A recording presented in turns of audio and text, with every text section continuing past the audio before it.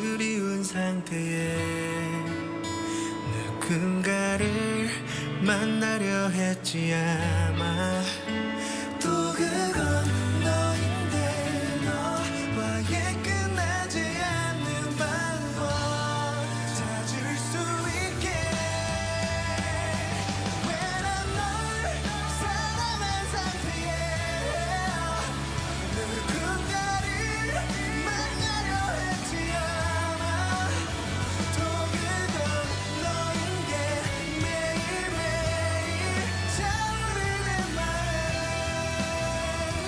어이없이 아쉽게도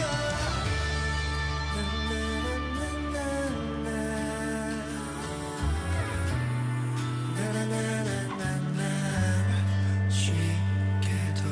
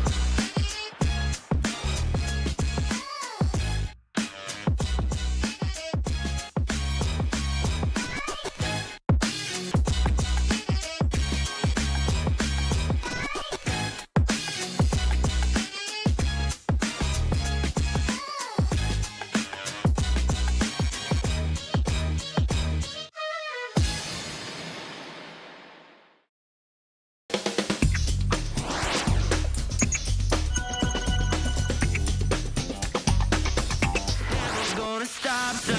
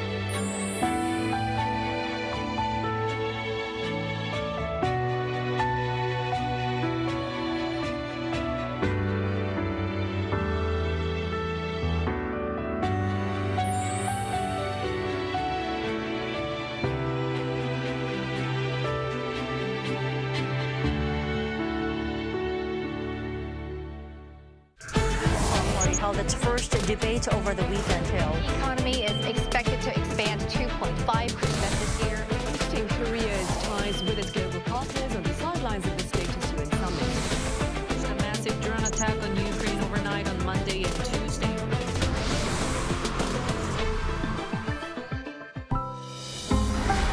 Arirang.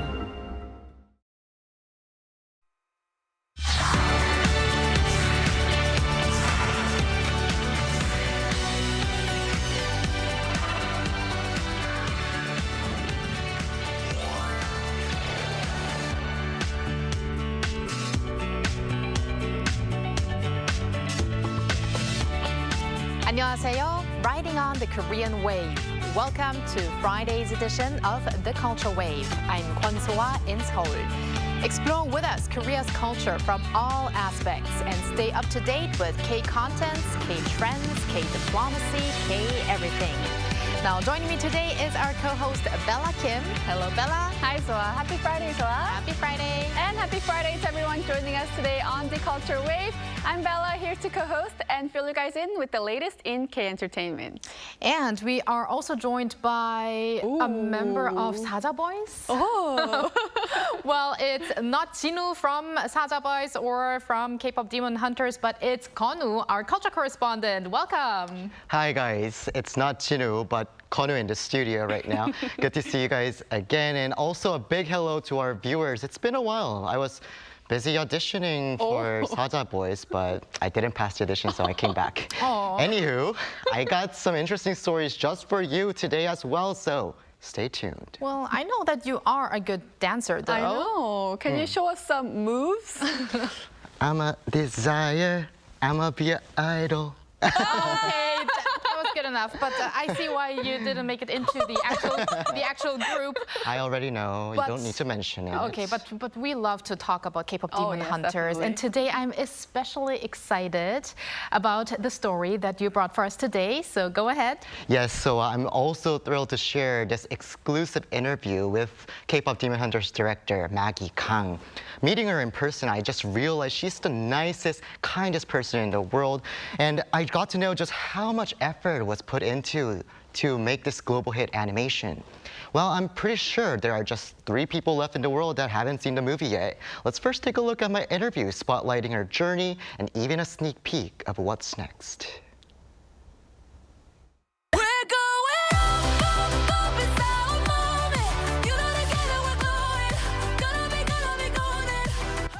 Homecoming Golden.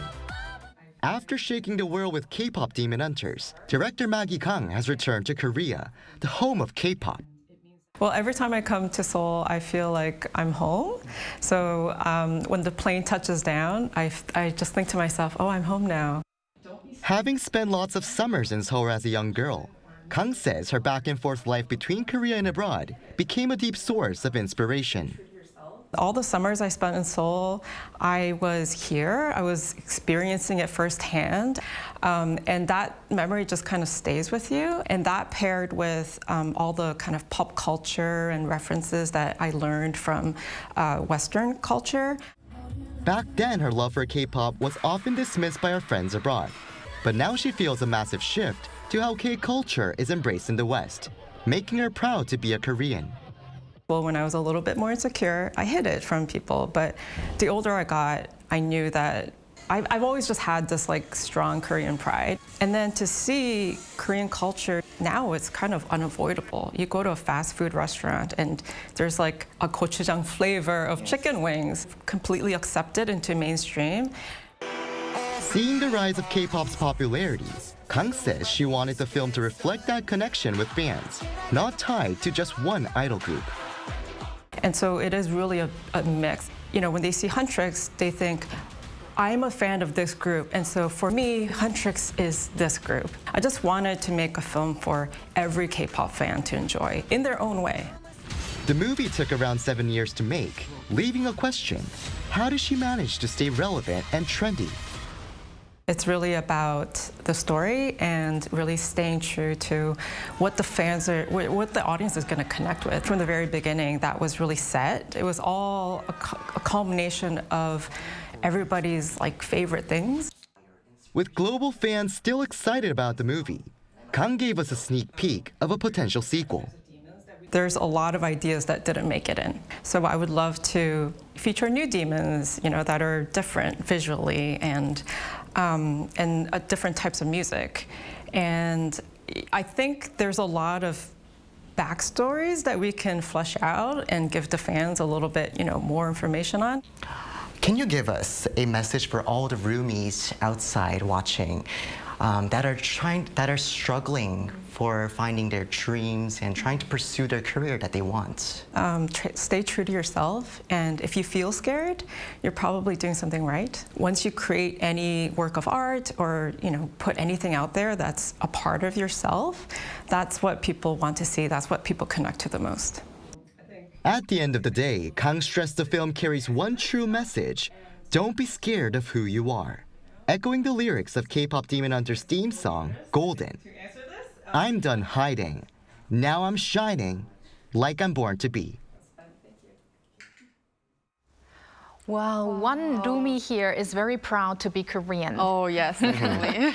Well, I have to say it is really thanks to director Maggie Kang that she herself followed the message, don't be scared of who you are. That's why we are able to have met this masterpiece. Of course. But Konu, do you have any interesting stories, behind stories to share from the interview with director Kang? I do, of course. I heard many fascinating stories with her, with the one-on-one talk with her. And she refers to all the scenes as her children and admitted that bringing them to life was far from easy.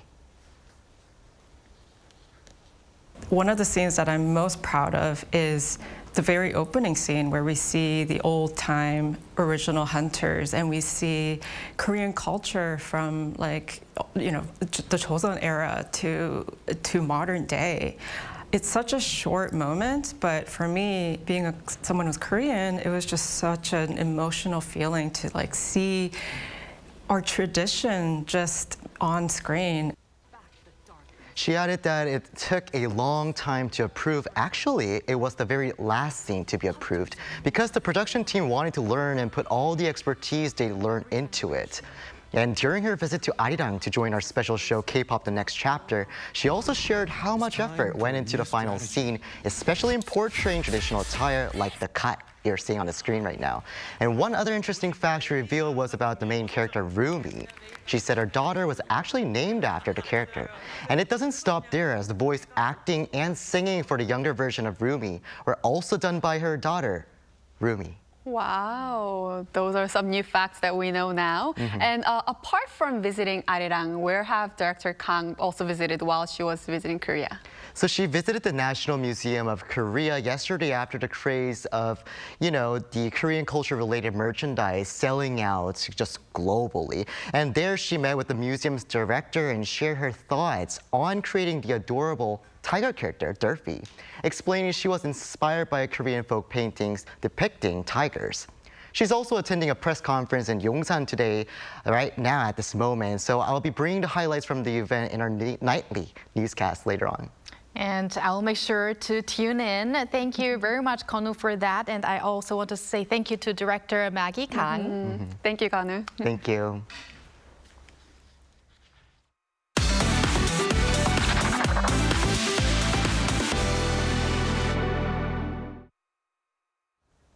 And now time for K-Enter News with Bella Kim. Bella, let's begin with a group that has just released a new album before our show. That's right. Stray Kids have just dropped their fourth album, Karma, this afternoon. That's Friday, Korea time.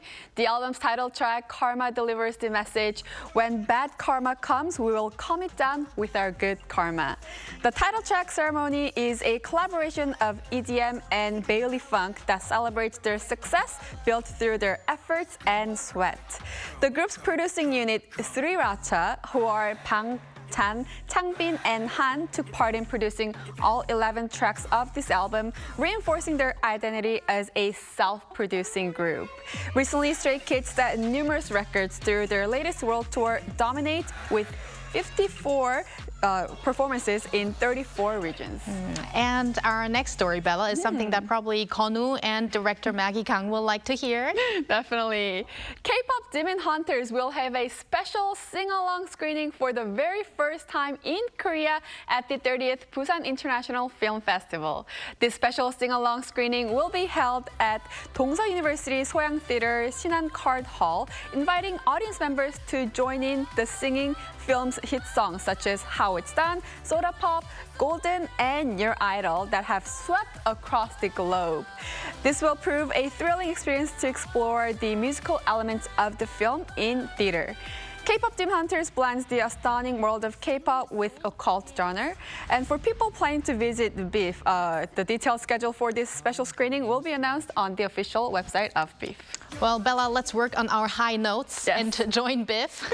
Definitely. And speaking of BIF and films, we're now going to talk about an impressive record by a Korean film. My Daughter is a Zombie has set a box office record, holding the top spot at the box office for 23 consecutive days since its release on July 30th.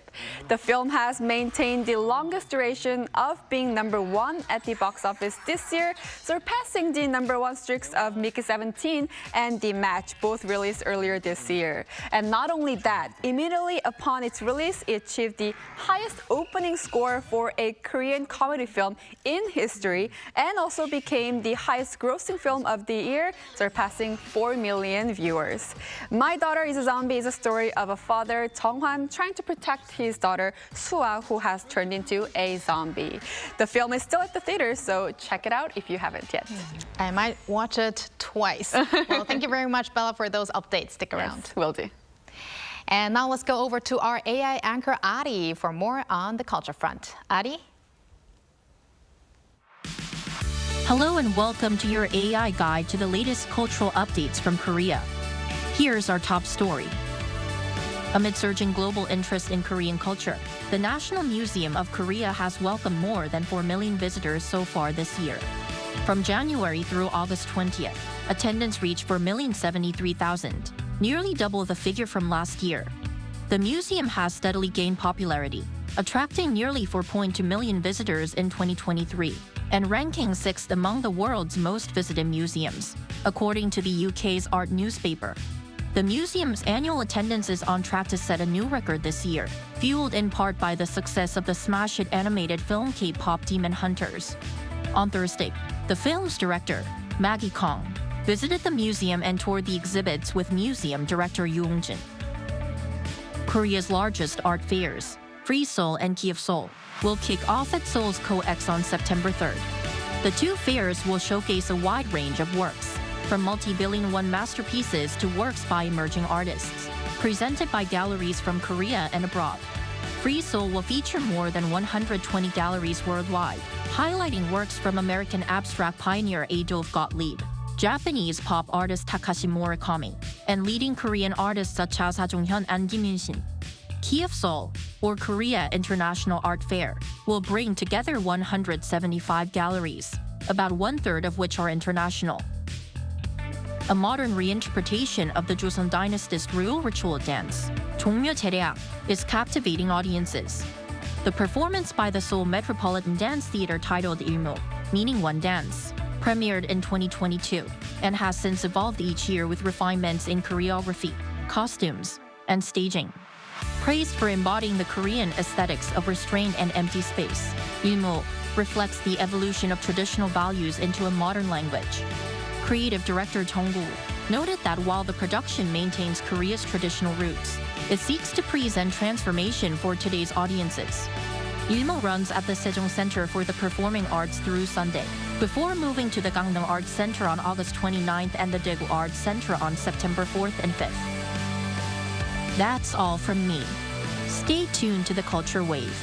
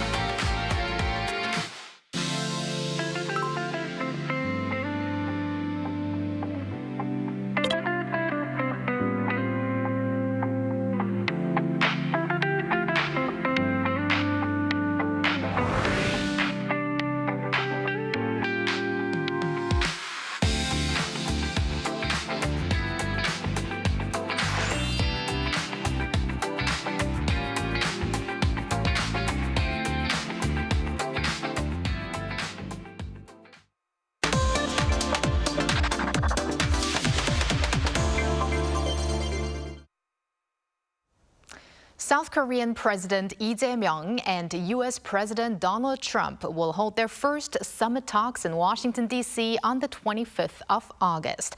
Along with politics and diplomacy, cooperation between the two countries is continuing in the field of culture and arts.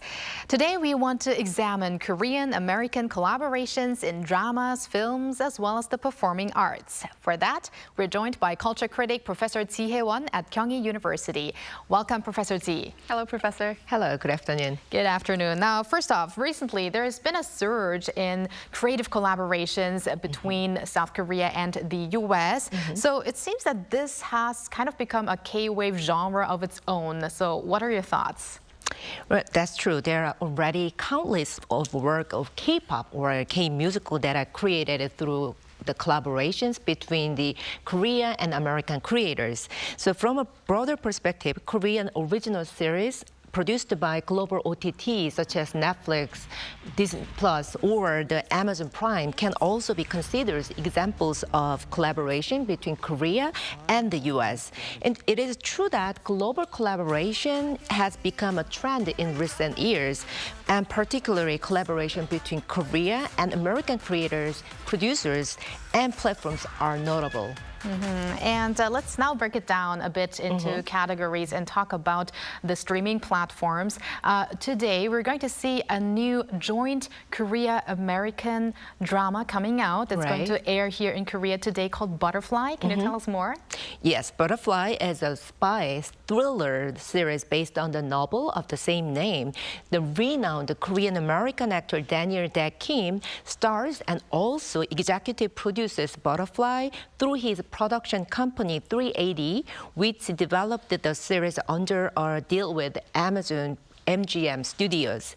This series filmed in Korea, and Kim Jin-min, who directed Netflix's extracurricular 인간 수업, My Name and Goodbye Earth, 정말의 바보, participated in directing part of the series, and also the writer group also includes a couple of Korean-American creators. So Butterfly was previously released on Amazon Prime on the 13th and will be premiered today on TVN. So I'm so looking forward to watching this series, as it is a work that they closely collaborated because Korean and American creators and actors throughout the entire creative and production process. Butterfly is something that I'm very waiting for too, because it's one of my favorite genre. So looking forward to that. Maybe I'll catch it tonight. But I'm curious, how are these collaborative works, they work together? How are they being made? And what do you think are some of the strengths of working together? Most original series on global OTT platform, including Squid Game and Moving, are created by Korean production companies, and Netflix or Disney Plus invest in the production cost and distribute them on their platforms. But however, in this case, Butterfly is different. Butterfly is an American series created and produced by an American production company, and it features an international cast, Korean staff, filmed in Korea, and distributed through the global OTT and Korean local cable TV, TVN as well. So this is the rare case, an American drama being simultaneously distributed on global OTT and Korean local broadcasting station. Can't wait to talk more about this once it's out. And now let's talk about performance arts. Maybe happy ending, of course, the award-winning Korean original musical, 6 Tony Awards. Right. And this one is a really great example of collaboration between a Korean writer or lyricist and an American composer. But there are more such performances. Right. The Great Gatsby is another example of Korean-U.S. collaboration that the process is different. While Maybe Happy Ending was a work developed and premiered in Korea first, and then developed by the American producers and brought to Broadway, The Great Gatsby was developed and premiered in the States first by the Korean producers Shin Chun-soo in collaboration with American creators. The Great Gatsby is the first Broadway show that was produced by Korean producer. So actually the touring production arrived in Seoul earlier this month and continues its run at GSR Center until November. I mean, speaking of The Great Gatsby, it has all foreign cast, and it has first toured in the U.S. and also UK. So at first glance, I'm like, is this the collaboration between Korean and American? But it is, right? Can you please explain on that? It is, but yeah, I understand. I totally understand. It is a little confusing since all of the creative staff and the actors are American citizens. And one might wonder, is this truly a collaboration between the Korea and the U.S.? So I totally understand that. However, in the production process, the producer is not simply responsible for the production cost. So, but he is also the one who makes many artistic decisions and guides all overall directions. Therefore, it can be said that The Great Gatsby is a result of producer Shin Chun-soo's production expertise, so that he has accumulated over the years. So in addition to producing locally licensed production like Jekyll and Hyde or Man of La Mancha, producer Shin Chun-soo has also consistently collaborated with the overseas creatives and production team for the works such as Dr. Zhivago or Dreamgirls. So he has a lot of experiences and expertise in producing shows. So I think this is a collaboration. Okay, we'll try to catch Great Gatsby in Korea, as well as maybe Happy Ending, because we're also expecting that to be in Korea as well. Yeah, yes. right. But now let's move over to movies. So made by directors with a Korean background, we have Minari and Past Lives. They both capture both Korean as well as North American sentiments. So these have all attracted audiences from around the world. Why do you think that is? What was their approach? Right. Minari was directed by Korean-American director Lee Isaac Chung, and Past Lives was directed by Korean-Canadian Celine Song. So although their themes differ, both works deal with the story of immigrants, so reflecting the director's own perspectives on life as a foreigner. So therefore, although these films were produced in the United States or as a Korean-American co-production, they included a complex Korean sensibility. So, and the experience and emotions expressed through the eyes of immigrants are probably the reason these films have been able to attract the attention of international audiences. And when working on these collaborations, what are some of the things that need to be considered for smooth progress when creators from different nationalities or backgrounds are working together on one single project? I believe that collaboration in cultural content creation begins with the understanding and respect for one another. So it is not easy for creators, producers, and actors from different backgrounds to work together to satisfy the audiences from different cultures. So as they pursue global collaboration to capture the larger market, I think the process of creating and producing work together with a broader perspective and mindset will be crucial. Well, I don't want to end on a negative note, but I hear there are also some issues regarding copyrights issues and revenue distribution. So do you have something to say regarding those concerns? Right. To foster global collaborations, I believe fundamental framework within the production environment need to be aligned with the global standards as well. For instance, the genre-specific application of domestic copyright law to creators' rights and loyalties as well would be one aspect to be modified. This is because compared to overseas market, the domestic production environment has aspects where creators' rights and royalties are less protected. So I think the application of copyright law need to be refined to accommodate the specific characteristics of industries such as media, live performance, and diverse cultural content, including K-pop, K-novels, webtoons, and etc. Well, let's hope that we will be able to see more of this cooperation with no limitations, and especially after the upcoming bilateral summit between the presidents of South Korea and the U.S., maybe we'll see even more expansion of cultural cooperation. I hope so. Well, thank you very much, Professor Ji, for your insights. Thank you very much. And thank you, Bella, as always. Have a great weekend and see you next week. Yes, I'll see you back next week.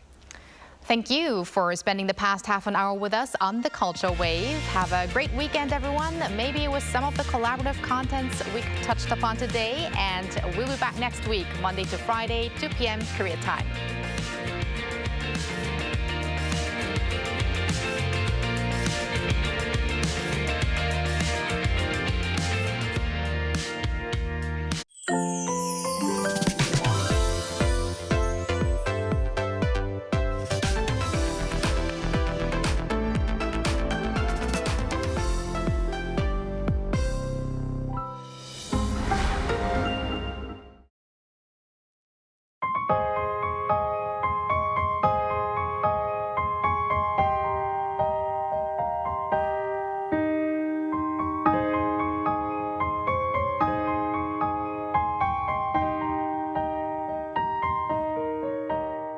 철이라는 게 정말 중요한 자원이에요. 광물에서 얻어서 힘들게 만들어진 철이라는 자원인데 그게 정말 너무 쉽게 쓰고 버려지죠. 쓰는지도 모르고. 빵 같은 거 포장되어 있는 빵끈 철사 같은 경우에는 정말 그 한 3초